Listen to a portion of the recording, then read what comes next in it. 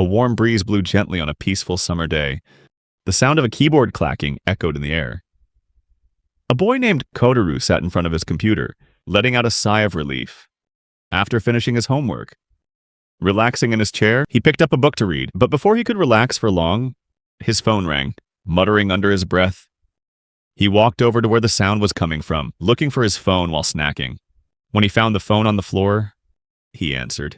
The call was about how smoothly the unloading was going, but Kotaru was surprised by the caller's strange reaction. Kotaru quickly went to Mount Takao, where he met a couple. The man gave Kotaru his ticket, then turned to hug his wife.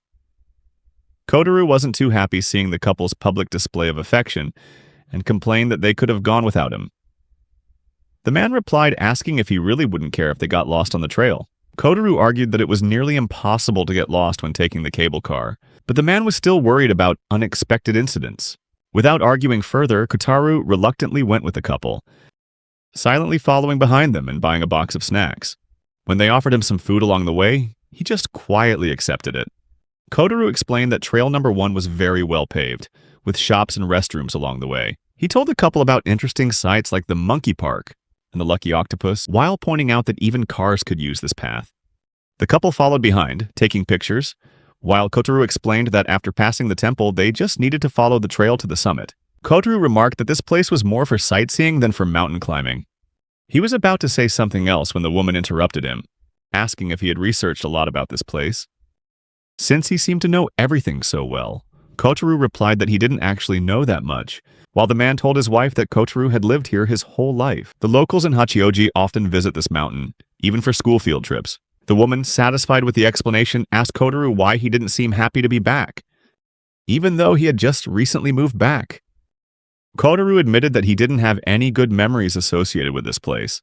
Just then, a strong gust of wind hit, nearly knocking all 3 of them over. The man quickly checked to see if his wife was okay, but Kotaru just stood there, his eyes glazed over, muttering that this was the place where the Tengu had kidnapped him. When they arrived at the shrine, the couple asked Kotaru for more details about his kidnapping. Kotaru told them the incident was a mystery, but that he didn't remember anything about it, only what he'd heard from relatives. The man asked if he might have lost his memories from the shock. Kotaru replied that it seemed his body still remembered, as if it was trying to prevent him from ever returning to this place. Sitting alone on a stone bench, Kotaru's mind was filled with thoughts about how bizarre the incident was. Back in elementary school, he had no memory of being lost in the mountains, but it felt as if someone had intentionally hidden those memories from him. He realized he had been to this place before, and he remembered the feeling of being so scared that he burst into tears. Kotaru was curious about how he was rescued, but he told himself that maybe not remembering was for the best, because it must have been a traumatic experience. Suddenly, the couple came back, but Kotaru felt that something was off, as a faint memory of a girl surfaced in his mind. The couple continued talking about Tengu and their similarity to yokai. The man mentioned that the god enshrined here was also a Tengu, assuming Kotaru must have already known. They chatted about the 2 statues, one of a long-nosed man and another with a bird's beak, and then marveled at the beautiful leaves of the season. Meanwhile, Kotaru recalled someone once mentioning the names of the trees and plants, and a thought flashed through his mind. He had met someone here before. Instinctively, Kotaru began to run forward, stopping on the edge of a small cliff, and realized the path ahead was familiar. As he followed the path, a branch scraped against his cheek, making it sting. And the memory suddenly came flooding back. He remembered being in this exact spot with someone else. He took another step and got caught on a branch, nearly falling over. Turning his head, Kotaru came face to face with a giant wolf and a girl wearing a bird mask. Kotaru was stunned, staring at the girl as she warned him not to return here. There cannot be a third time. Before he could even understand what was happening, Kotaru found himself sitting on the steps of the shrine. The man asked if he was okay, but Kotaru just shook his head, his mind hazy with the image of a girl. Back home, he cooked dinner, his gaze occasionally drifting to the compass in his hand. Late at night, unable to stop himself, he decided to return to the mountain, surprised by the thick darkness that had fallen. It reminded him of the terror a child feels when lost in the woods. Kotaru took a deep breath and pressed on. Kotaru was surprised that this time no one tried to stop him. A deep feeling rose within him, that he had forgotten something very important, and that he needed to meet someone here.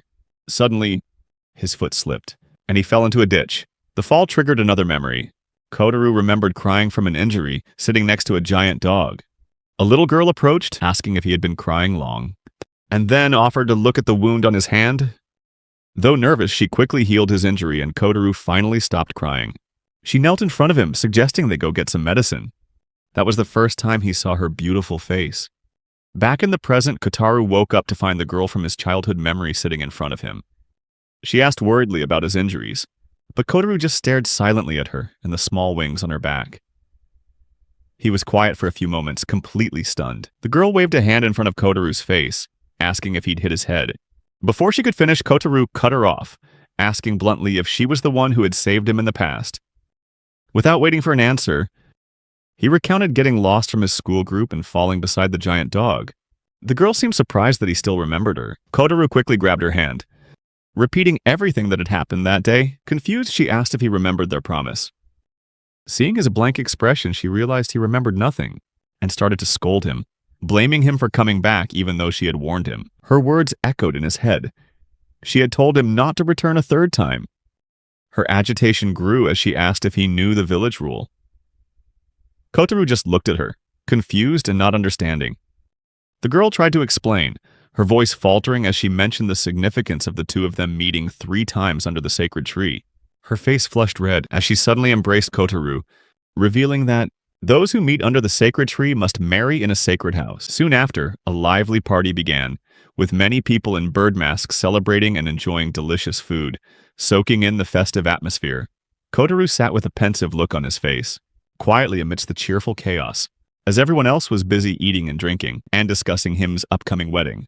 A man in a mask poured him a drink, startling Kotaru, who apologized for spacing out.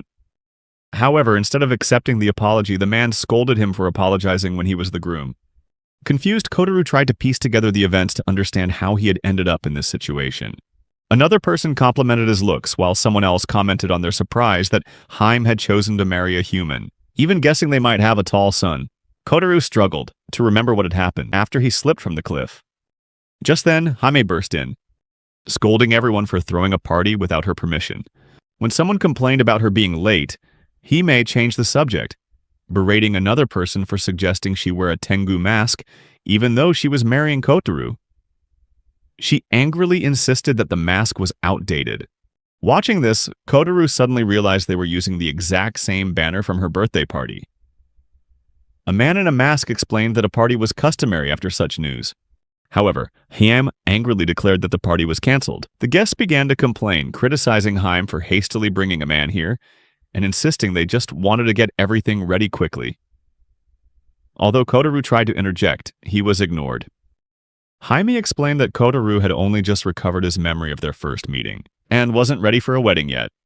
An older man countered, pointing out that they had met 3 times under the sacred tree, and revealed that Haim had once expressed her wish to marry this human. Haim blushed at this revelation, but finally reluctantly admitted the truth. The whole crowd immediately turned their attention to Kotaru, bombarding him with questions about his past and his career. Haim tried to intervene, but her efforts were ignored. Finally, Kotaru spoke up, sharing that he was from Hachioji, worked as a systems engineer, was currently single, and had no intention of getting married. He thanked Hime for saving him, and clarified that he wasn't bound by the village's rules, and would apologize if he had unintentionally broken any of them. Before he could finish, an old woman cut in, insisting that Kotaru couldn't do that. Haim tried to calm her down, but the old woman warned Kotaru about the consequences of not following their traditions, especially since Haim needed an heir. In a protective gesture, Hime stepped in front of Kotaru, shielding him, and insisting that he was just having trouble remembering things. The old woman looked at her confused, prompting him to reassure her that she would help Kotaru get his memories back, and would respect the village's rules. Haim asked for a moment alone with Kotaru. Once they found a quiet moment, away from prying eyes, Kotaru expressed that he didn't understand the village's customs. Haim cut him off, handing back his cell phone, and suggesting they could escape by air, while everyone was busy drinking. She also figured they needed to find Kotaru some shoes. Still confused, Kotaru asked her why she wanted to marry him, stressing that he had no interest in getting married. Haim gently reminded him that he still didn't have all his memories, and she fondly recalled the moment he used to call her name, chasing after her relentlessly. Kotaru admitted that he did remember that moment, and Haim's smile grew even brighter, as she said he must have a family to protect. A quiet moment passed, and Haim apologized for dragging him into this mess. Just then she found Kotaru's shoes. and realized he didn't have his wallet with him. Kotaru checked his pockets, only to discover his compass was gone. Haim guessed that someone might have picked up Kotaru's compass. Their conversation was interrupted as a group of children ran by, commenting on the appearance of a human. With a spark of excitement in her eyes, she asked Kotaru if he had a small, enchanted compass. Kotaru reached out and touched Haim's wings, surprised to find they were real and moved beneath his fingers. Hime blushed at his touch and suddenly asked, "Aren't you scared to touch a tengu's wings?" Kotaru confessed that he was, but their conversation was cut short when they heard someone approaching. Haim hurriedly led Kotaru into a nearby room. While they were hiding, they heard the tengu criticizing Haim for revealing her face to a human. They expressed concern that she should be focusing on her duties as a leader, instead of bringing an outsider into the village. When the hallway fell quiet, Jaime whispered that those tengu would have to answer for their disrespectful words. Kotaru was surprised to learn that she was the leader, thinking her grandmother was the one in charge. Jaime explained that her family, including her parents and grandparents, were the previous leaders but had passed away. Although the villagers had raised her, she felt frustrated with their traditional customs. Suddenly, Jaime eagerly asked Kotaru his opinion on whether a shorter hakama would look cuter, without waiting for his answer. She went on about how the masks were an outdated custom and ruined her hair. Kotaru hesitantly agreed that it was easier to communicate without a mask, which made Haim happy. She changed the subject, asking about the device she had returned to him earlier, which he called a smartphone. When she realized it was a smartphone, her pride shone through as she said she was also familiar with tablets and computers. Kotaru listened with amusement as she explained that mountaineers often lose their devices, and that she collects them from the cliffs. Haim's fascination with the outside world grew as she described people enjoying life, eating, taking pictures, and being with their loved ones. Kotaru recalled what the other tengu had said about her. Haim continued to lament how she couldn't use the devices because they were all password locked, and there was no electricity there. As the leader of the village, she was required to get married and bear children, but her longing to experience the outside world left her feeling frustrated. She stood up, apologizing for her complaints, and promised to get Kotaru's compass from Ikun. Kotaru tried to stop her, but Hime rushed off alone. He remained seated, pondering the sounds from outside, wondering if Haim was actually going to get married or if she was planning to run away. He overheard a conversation about the strict rules governing her marriage, and the expectation for her to bear children for the sake of the village. In a serene area, Haim told Kotaru to take a deep breath if he felt scared, assuring him that he wouldn't fall, but also warning him not to look down if he's afraid of heights. Kotaru asked why no one was following them, and Haim explained that everyone was still celebrating. She held out the compass to him, but instead of giving it to him, she clutched it tightly in her hand, revealing it was a protective charm she had made. Because he treasured it, Haim wished Kotaru well, and reminded him to take care of himself. Before turning to leave, Kotaru hesitated, worried she might be punished for breaking the rules. Haim reassured him, saying she'd never faced serious consequences before, even though her grandmother had warned her of the dangers of defying tradition. She smiled, insisting it was her problem and that Kotaru shouldn't worry about it. Kotaru grew thoughtful, declaring that the rules of this place weren't what mattered to him. He suggested that Haim had the right to defy them, stressing that she deserved to live life on her own terms. Haim was taken aback, thinking that if she refused the marriage, her family line might come to an end. Kotaru stood his ground, saying she had the right to put her own happiness first, explaining that while he respected her family, she should still run away to experience life for herself. Haim slowly began to warm up to the idea, asking if she could wear Western clothes or go shopping in modern stores. When Kotaru confirmed that she could, her excitement grew, and she asked again about exploring cities and riding on trains. She blushed at the thought of wearing sneakers, trying new foods, and walking along the beach. Haim's excitement radiated as she took Kotaru's hand, declaring that they would experience all of these things together. This sudden declaration left Kotaru stunned. You protest that you never invited her to live with you. However, ignoring your protests, Haim lifts you up by the collar, insisting that they have to tell everyone about her decision. Flying through the air, Hime carries Kotaru back to the banquet hall, declaring that she will live with Kotaru as his wife. The crowd erupts in applause, but Kotaru is still trying to process the situation, while an excited Haim continues on about their future. Feeling overwhelmed, Kotaru tries again to make his intentions clear, repeating that she should follow her heart, not the rules. Haim just giggles, asserting that getting engaged to you is her way of following those rules, since they'll be living together. Kotaru tries to argue against Haim's logic, but is cut off by her cheerful shout as they arrive at your house. Hime drops Kotaro to the ground and flashes a bright smile, delighted that this will be their new home. Recalling her earlier words, Kotaro asks about a promise he might have made to her, but Hime refuses to reveal the details, only suggesting that he should ask again once he remembers everything. She hugs him tightly, expressing her excitement about the happy life they'll have together.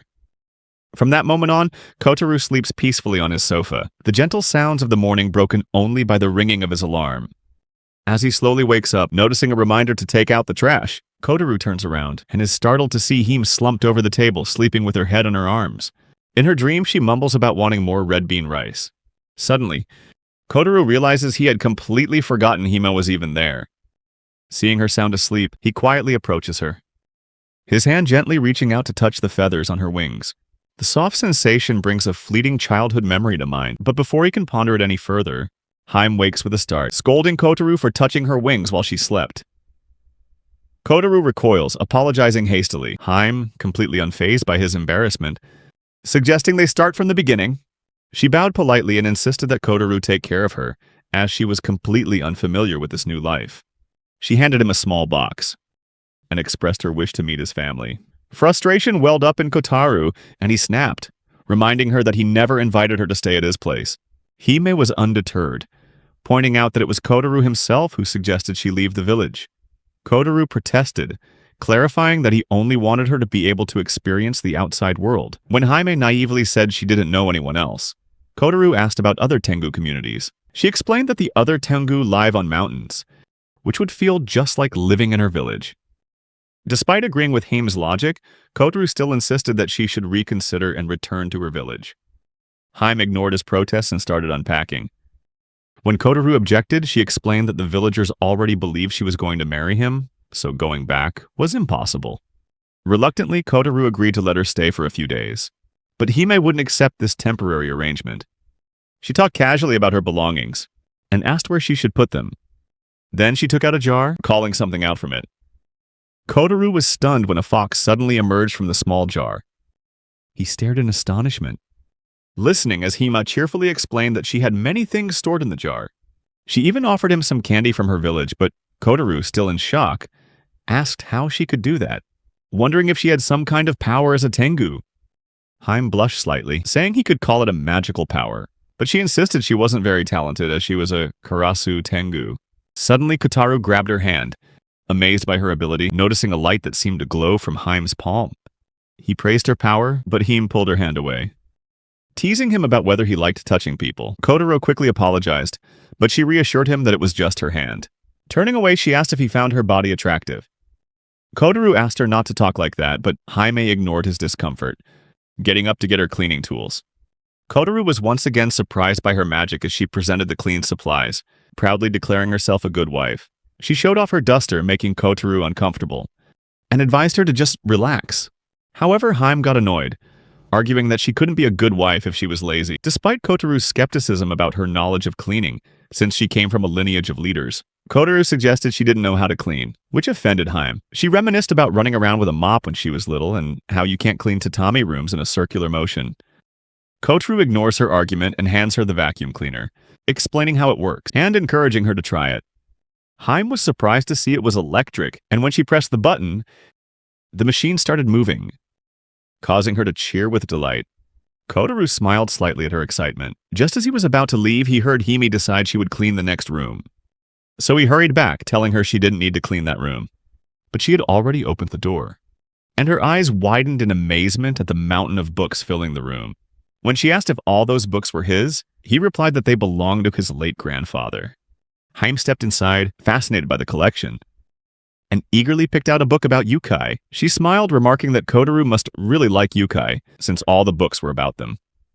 He tried to deny it, but Hime teased him about his interest, making her wonder if that was why he found her body so interesting. Kotaro sighed, repeating that the books belonged to his grandfather.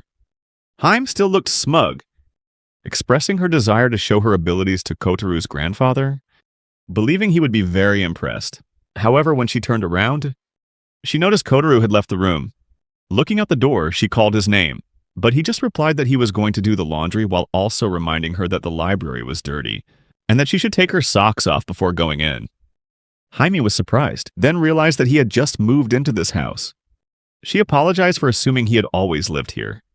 Kotaru hesitated for a moment, finally telling her that he grew up in an orphanage. Haime's face fell as she took in this information, and shared that she too had lost her family, but was always supported by the village community.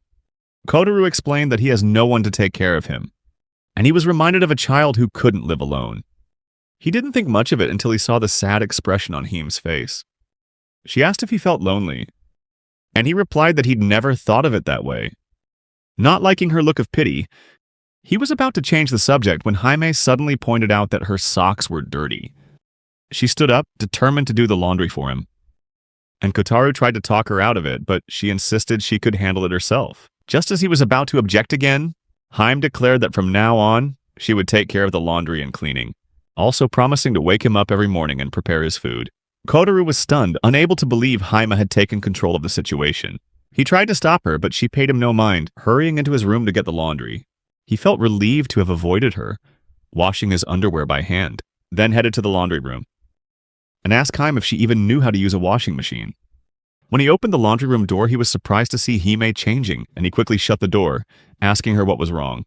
Jaime calmly explained that she was just changing because she'd worn those clothes yesterday, and she wanted to wash her undergarments.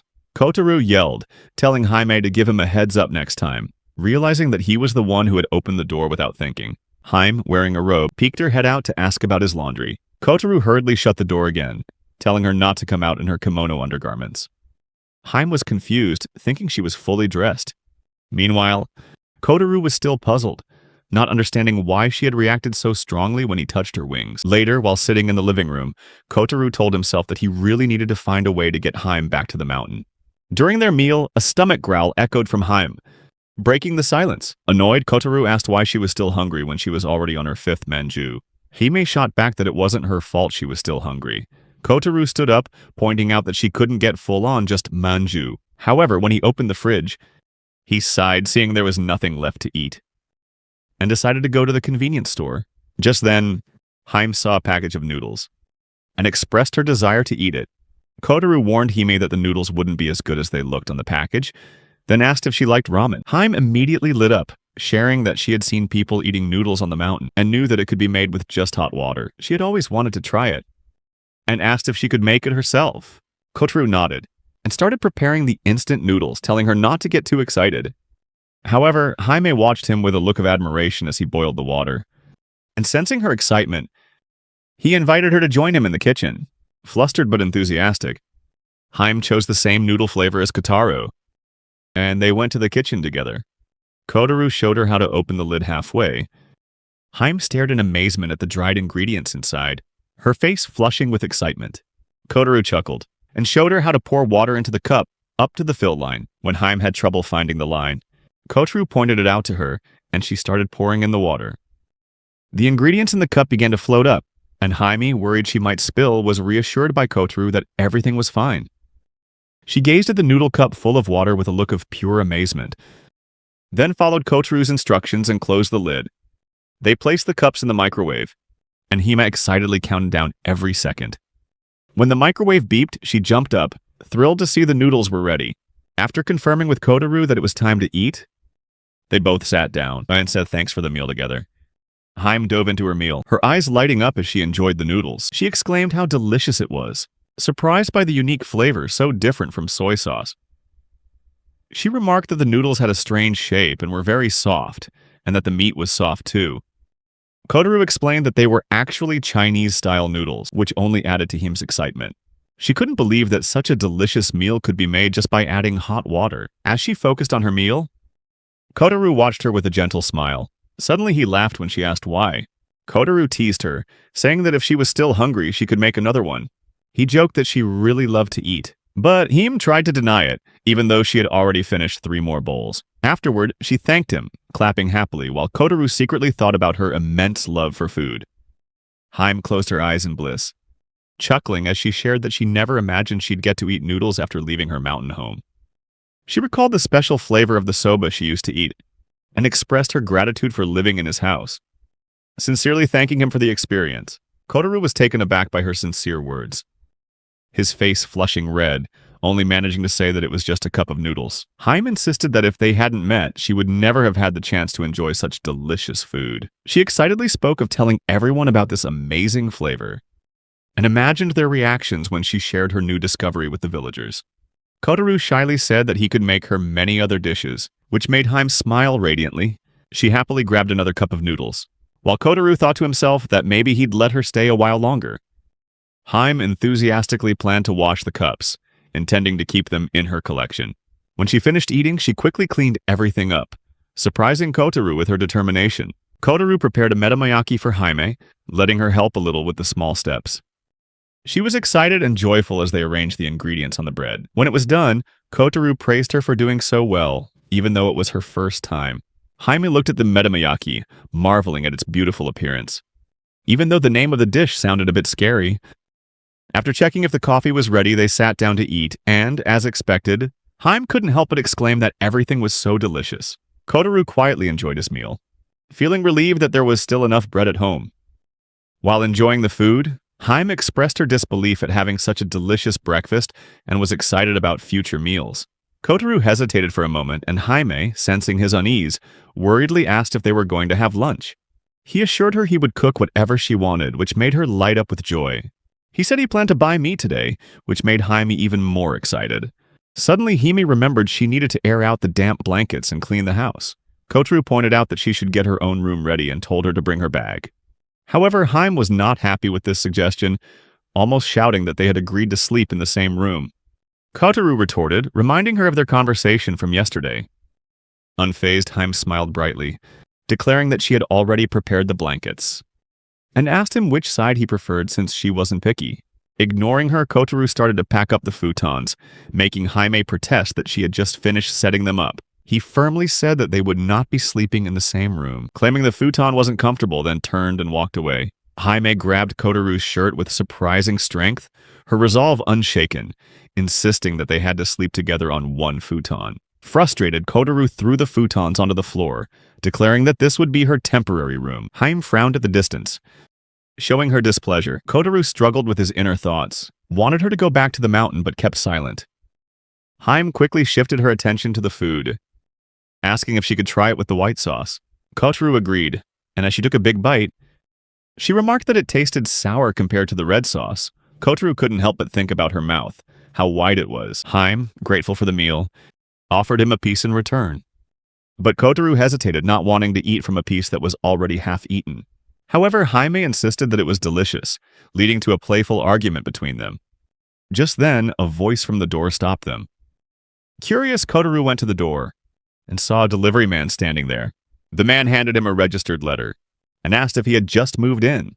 When Kotaru confirmed he'd just arrived this month, the delivery man mentioned that someone had said as much. Kotaru's confusion deepened as the mailman explained that the house had been empty for a while, and he thought he might have the wrong address.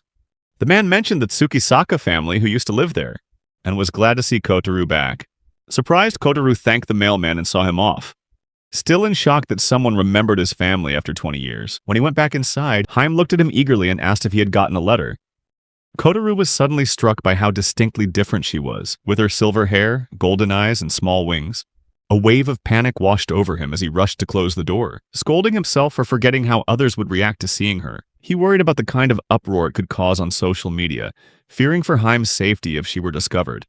His thoughts spiraled, imagining the consequences for her and the other Tengu, possibly leading to human experimentation. Hime noticed his pale face and suggested he was hiding something. Kotaru denied it, gently patting her head to distract her. When she asked why he did that, he told her it was to remind her to be more mindful of her appearance. He was determined to keep her hidden from the outside world, trying to redirect the conversation. Kotaru asked Hime to get her room ready, but Hime protested. Kotaru muttered that this would keep her safe from prying eyes. Their conversation was interrupted when an old woman appeared at the door staring at them. Kotaru rushed out to greet her, his heart pounding. The old woman seemed very happy to see him again, and tried to remember her son's name, but Kotaru explained that he was her grandson. The old woman apologized for her poor eyesight, saying that even her own grandchildren often teased her about it. Kotaru was relieved that she probably hadn't recognized Haim. The conversation continued as the old woman reminisced about Kotaru's childhood. tells her about the memories he has of eating watermelon with his grandmother. The old woman's stories warmed Kotaru's heart, and he smiled as she recalled how he used to eat up all the ohagi she made. She also recounted how he used to bring her food. The memories filled him with nostalgia. The old woman praised him, saying how much he had grown and matured. After their brief but heartwarming reunion, Kotaru went back inside, slipping the compass into his pocket. He found Hime sitting quietly in her room, whispering that she likes ohagi too. Kotaru agreed, saying they really are delicious. Hime offered to make some ohagi, but immediately realized her comment might have been inappropriate. Kotaru gently patted her on the head, reassuring her. Kotaru then left to get a heater for her, while Hime returned to her book. Before long, a few neighbors dropped by, bringing vegetables and other supplies. Kotaru felt a mix of annoyance and anxiety. He was worried that if this kept up, Hime's presence might be discovered. Suddenly, Hime's stomach let out a loud rumble, making Kotaru burst out laughing. He suggested they get something to eat, and got ready to order some food. However, to his disappointment, all the delivery services were closed. Just as he was about to head out to the convenience store, Hime pulled out some paper menus she had found, asking if they could use them. A wave of nostalgia washed over Kotaru as he took the menus from her, remembering how he used to use them. Hime eagerly requested curry udon.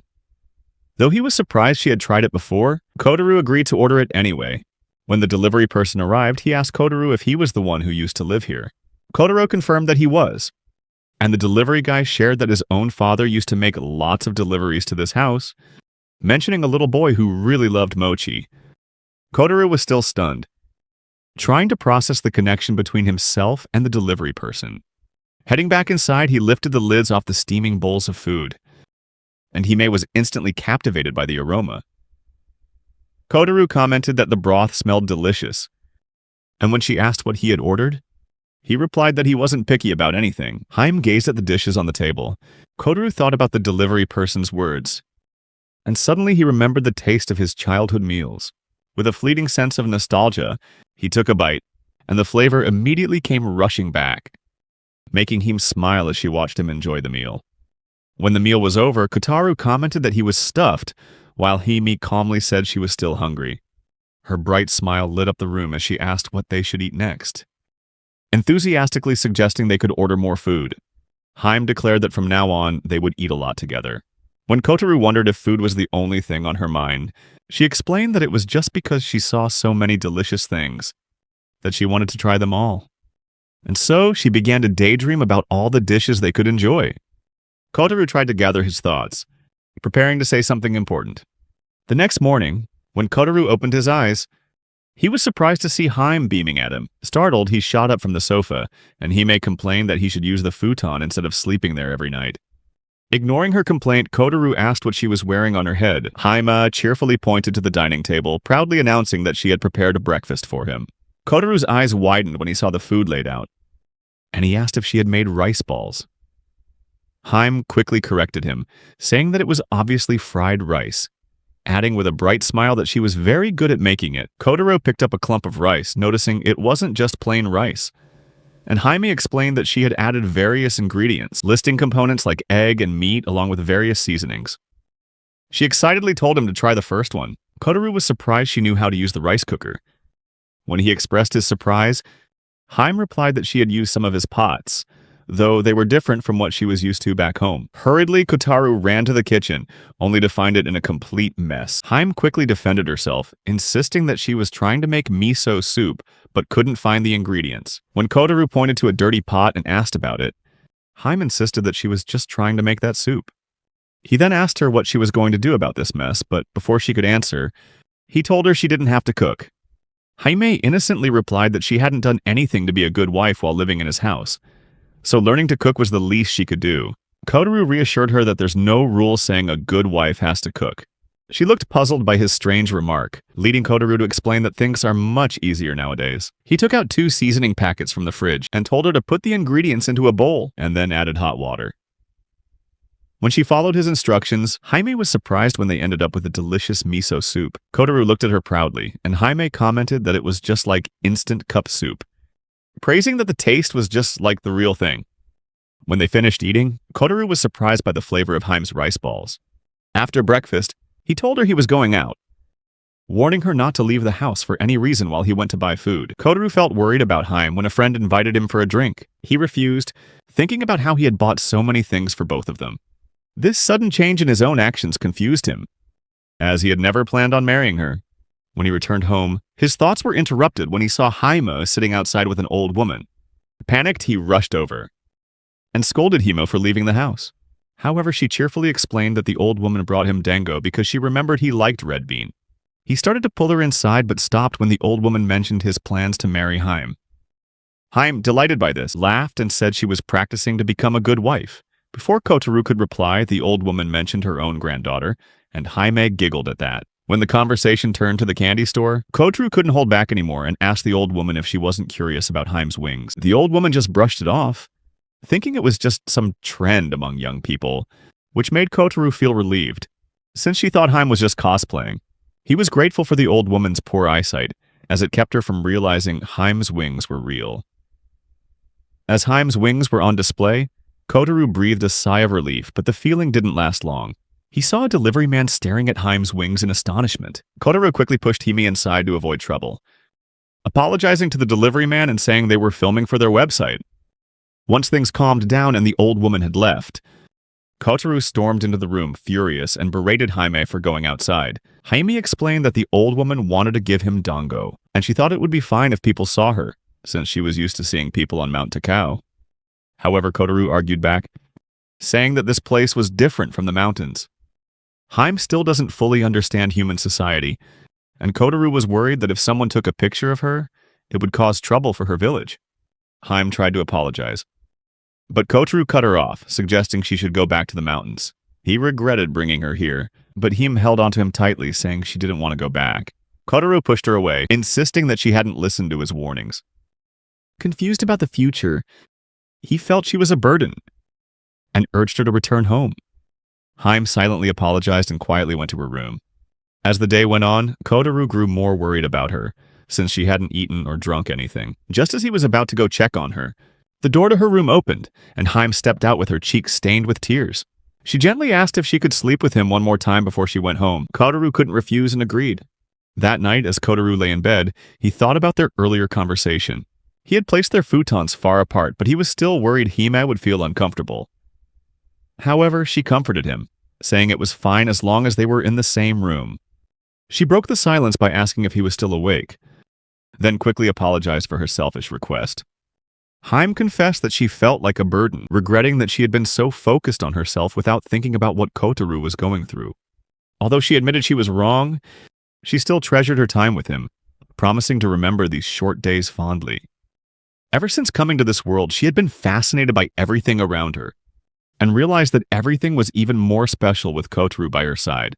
Haima thanked Kotaru for showing her this world, and hoped he would take care of himself when she was gone. As she drifted off to sleep, Kotaru looked at her back, lost in thought about how long it had been since he had shared his life so closely with someone. The next morning, Haim woke up and found Kotaru already busy in the kitchen. She was surprised to see him cooking, hesitantly asking if he needed any help. Kotaru explained that cooking was natural for him since he lived alone. It was just that he hadn't been in the mood to do it lately. As they ate together, Kotaru apologized for yelling at her the day before. He admitted that while it was good for her to stay, it could also bring her danger. Even though he was the one who had invited her here, Haim quickly reassured him that he was a good person, always looking out for her and everyone else. She realized that her actions had been selfish and had only made things more complicated for him. Kotaru admitted he had lied when he said she was a burden. The truth is, I really like having you around. Since he had never imagined himself living with another person, I'm really happy when you're here, and it made me think that maybe you could just keep living with me. But just as Hime was about to speak, Kotaru cut her off, telling her to forget about the marriage and the village's rules, because right now, I just want you to live the life you want, and I'll help you in any way I can. He had been thinking about how she could live here safely.